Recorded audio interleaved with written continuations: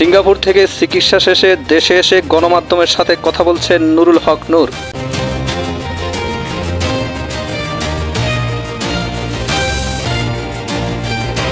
উদ্দেশ্য প্রণোদিতভাবে আমাকে হত্যা চেষ্টার উদ্দেশ্যেই আমাদের নেতা কর্মী সহ উপস্থিত যারা ছিল তাদের উপরে হামলা করা হয়েছে। যদিও কিছু কিছু গণমাধ্যম বা মিডিয়া এসেছে যে জাতীয় পার্টি এবং গণ অধিকার পরিষদের সংঘর্ষে নুরুল হক নূর আহত হয়েছেন, কিন্তু প্রকৃত অর্থে জাতীয় পার্টির সাথে আমাদের কোনো ওই রকমের ভাবে সংঘর্ষ হয় নাই।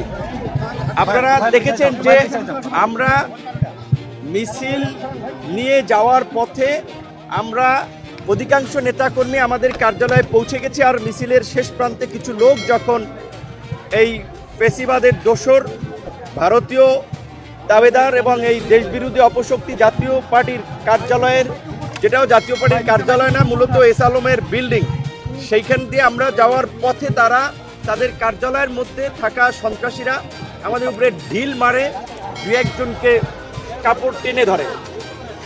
আমরা কিন্তু অনেকে তখন আমাদের কার্যালয়ের সামনে চলে আসছি।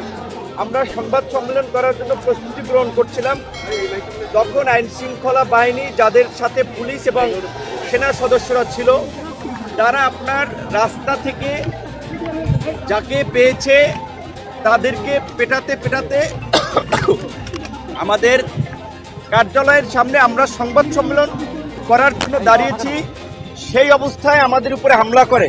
এবং এই বাংলাদেশের এমন কোনো মানুষ নাই যারা ভিপি নূরকে চেনে না। পুলিশ এবং সেনাবাহিনীর সদস্যরা নিশ্চয়ই চেনে।